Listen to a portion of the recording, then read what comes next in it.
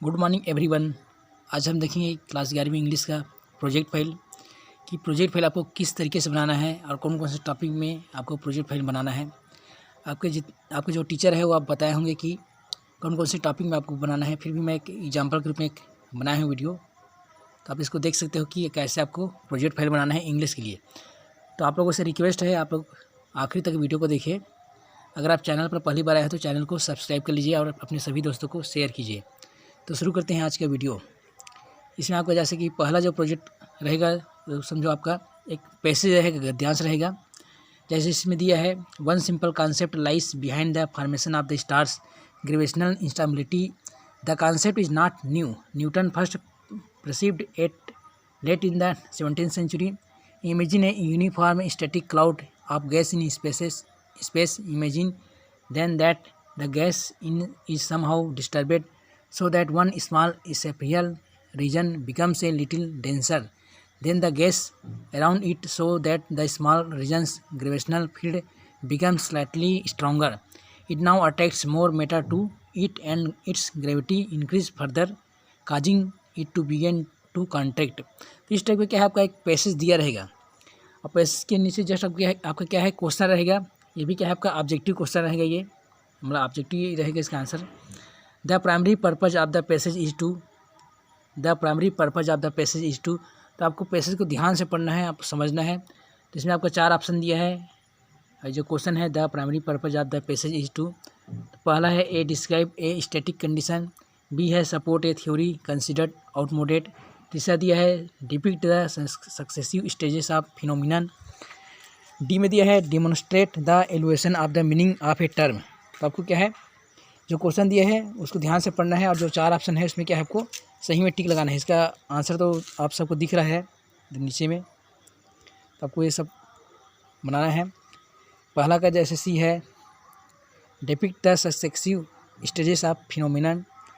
दूसरा का आपका है डी, दूसरा का डी, तीसरा का भी आपका डी है, चौथा का आपका सी है और पांचवा की भी आपका सी है, बी एंड सी ओनली वाला। तो ऐसे पैसेज दिया रहेगा, तो एक एग्जांपल के लिए है, इस टाइप की क्या है प्रोजेक्ट फाइल आपको बनाना पड़ेगा। ये आपका समझो पहला प्रोजेक्ट है। इसके बाद है सेकेंड वाला में, इसमें कोई स्टोरी रहेगा, कोई कहानी, उसको आपको ध्यान से पढ़ना है। उसमें क्या आपका ब्लैंक्स दिया रहेगा, उस ब्लैंक्स को क्या आपको फिल करना है। जैसे यहाँ पे एक कहानी दिया है, story once there lived in king in Scotland, his name was Robert Bruce, his kingdom was overpowered by the English, he fought very hard to free his state from the English. तो ऐसा क्या आपको story को ध्यान से पढ़ना है और स्टोरी में जो आपका पैसेज आया है या जो सेंटेंस आया है उसको ध्यान से पढ़ना है। इसमें दिया है question Robert Bruce was king of, तो किंग ऑफ कहाँ का किंग था वो, तो इसमें है स्कॉटलैंड है। दूसरा दिया है his kingdom was overpowered by, उनका जो किंगडम है किसके द्वारा ओवरपावर्ड था, तो इसमें आएगा आपका इंग्लिश। तीसरा दिया है after defeat he hide himself in, किसमें अपने आप को छुपा लिया था, कहाँ पे, तो इसमें केव है, गुफा। तो इस टाइप पे क्या है आपको स्टोरी दिया रहेगा और खालिस्तान दिया रहेगा, उसको क्या है स्टोरी को पढ़ के आपको फिलअप करना है। ये आपका सेकंड प्रोजेक्ट है। तीसरा प्रोजेक्ट में है आपका रिसाइकल वाला। यहाँ पे भले मैं प्रोजेक्ट नंबर 4 डाल दिया हूँ, लेकिन आपका ये प्रोजेक्ट नंबर 3 है। ठीक है बच्चों, इसमें जैसे रिसाइकल है, रीयूज, रिड्यूस, ये शब्द आप लोग सुने होंगे। तो इसके ऊपर क्या है आपको क्वेश्चन दिया रहेगा। ये आपका क्रिएटिविटी वाला प्रोजेक्ट है, तो इसको तो बनाना जरूरी है, इस टाइप का आपको बनाना ही पड़ेगा प्रोजेक्ट में। इसमें क्वेश्चन दिया है what is the meaning of each of this term. जितना ही टर्म है उसका क्या मीनिंग होता है, जैसे रीयूज है या रिड्यूस है या रिसाइकल बिन है, उसका क्या मतलब होता है। दूसरा क्वेश्चन दिया है what is the importance of each practice, ये सभी प्रैक्टिस का क्या इंपॉर्टेंस है। प्रैक्टिस करने वाला जो वर्ड दिया है रीयूज, रिड्यूस, ये सब का क्या है आपको क्या इंपॉर्टेंस है उसको बताना है। उसका दिया है तीसरा क्वेश्चन में how does it protect the environment from further destruction, यानी आगे जो विनाश होगा उससे एक ऐसे पर्यावरण को बचाता है, प्रोटेक्ट करता है, उसको क्या है आपको बताना है। ये तीन जो टर्म है उसको आपको एक्सप्लेन करना है। इसको मैं बनाया हूँ। पहला का आप लोग देख सकते हो, reduce means to cut break on the amount of trash we generate. जो चीज़ भी हम जनरेट करते हैं एक्सेसिव मात्रा में उसको क्या है रिड्यूस करना है, कम करके। रीयूज में दिया है आपका सेकंड वाला रीयूज है। Reuse means to find new ways to use things that otherwise would have been thrown out, यानी कोई चीज़ ऐसा है उसको एक नया तरीके से find new ways to use things that otherwise would have been thrown out, या जिसको क्या है अगर सही तरीके से हम यूज करेंगे तो उसका रीयूज हो जाएगा, अदरवाइज उसको क्या है फेंकना पड़ता है। इसका तीसरा आपका दिया है इसी में रिसाइकल वाला। Recycle means to turn something old and useless, जैसे कोई पुराना चीज़ है या कोई यूजलेस चीज़ है, जैसे प्लास्टिक है, मिल्क जग्स है, ये सब को क्या करना है into something new you and useful like picnic benches. इन सब को क्या है इनको नया बना के, नए तरीके से बना के इसको क्या है नया यूज कर सकते हैं, जैसे पिकनिक बेंचेस के लिए, प्लेग्राउंड के लिए। प्लेग्राउंड जो इक्विपमेंट रहता है उसमें क्या क्या है इसका हम रीजनरेट करके इसको रिसाइकल करके बना सकते हैं सब। ठीक है बच्चों, इसका दूसरा क्वेश्चन है ये वाला इम्पोर्टेंस वाला। दूसरा क्वेश्चन का आंसर यहाँ पे ये है reducing reusing and recycling waste helps save landfill space by keeping useful materials out. जो रिड्यूसिंग है या रीयूजिंग या रिसाइकलिंग जो तीनों टर्म है वो क्या करता है, waste helps save landfill space by keeping useful materials out, यानी जितना भी क्या है आपका जो पृथ्वी है, पर्यावरण है, उसको क्या है बचाने का काम करता है। जो मटेरियल्स है जो उसको क्या है रीयूज हो जाता है। ठीक है, तीसरा है इसी में तीसरा क्वेश्चन का answer how does it protect the environment वाला। इसका आंसर है आपका all help to cut down on the amount of waste we throw away. All help ये सब चीज़ क्या है, ये तीनों टर्म हेल्प करते हैं cut down on the amount of waste, जो वेस्ट का जो अमाउंट है मात्रा है उसको फेंकने के लिए। वी थ्रो अवे जिसको हम फेंकते हैं उसको क्या है हम इस तरीके से यूज कर सकते हैं, रिड्यूस या रीयूज या रिसाइकल बिन करके। तीनों टर्म लगभग एक ही है, तो समझ में आ गया होगा बच्चों रिड्यूस, रीयूज और रिसाइकल का क्या है, कैसे आपको एक्सप्लेन करना है। इसके बाद आपका ये हो गया तीसरा है, या चौथा आपका है ये वाला, इसे पहले पांचवा डाल दूँगी। आपका ये क्या है चौथा प्रोजेक्ट है happy family.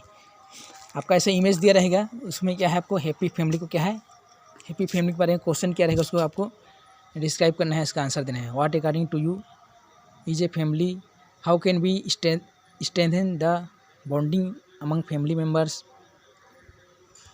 why is it important to go on family vacations and share family meals।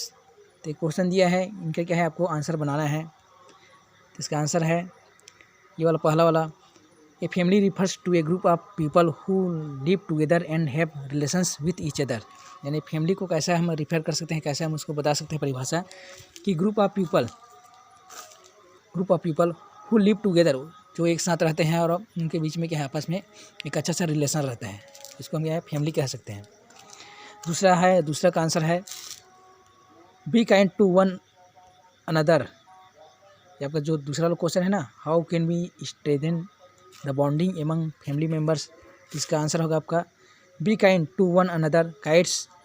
Kids learn through experiences and modelling, eat dinner together, meal time is an excellent place to share your day with your family.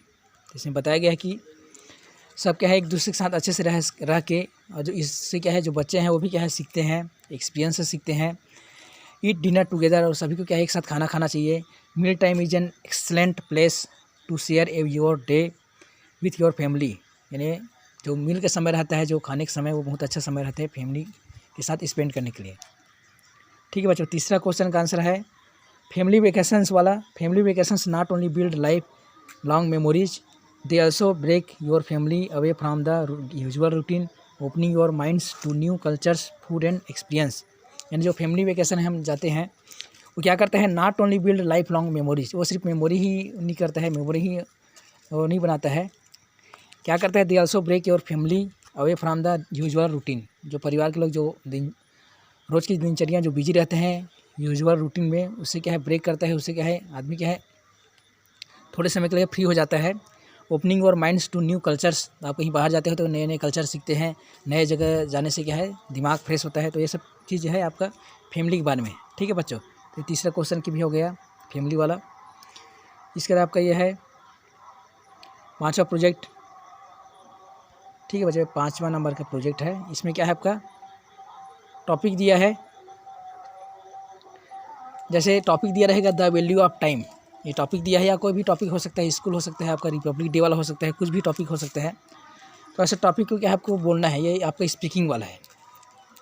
आपका जो 11वीं और 12वीं में जो project paper होगा वो आपका लिसनिंग का आपका 10 नंबर का रहेगा और स्पीकिंग का 10 नंबर का रहता है इसमें। और उसमें क्या है, कुछ क्या है, 2-3 आपका क्रिएटिविटी वाला भी प्रोजेक्ट रहना चाहिए। जैसे इसमें देखे थे हम रिसाइकल वाला और हैप्पी फैमिली वाला, ये आपका क्रिएटिविटी वाला में आ जाएगा। और आपको ये स्पोकन वाला है, ये द वैल्यू ऑफ टाइम, इसमें आपको बोलना है। कोई भी टॉपिक या कोई भी चित्र दिया रहेगा उसको देख के आपको बोलना रहेगा। ठीक है बच्चों, अगर वीडियो अच्छा लगे तो चैनल को लाइक कीजिए और अपने सभी दोस्तों को शेयर कीजिए।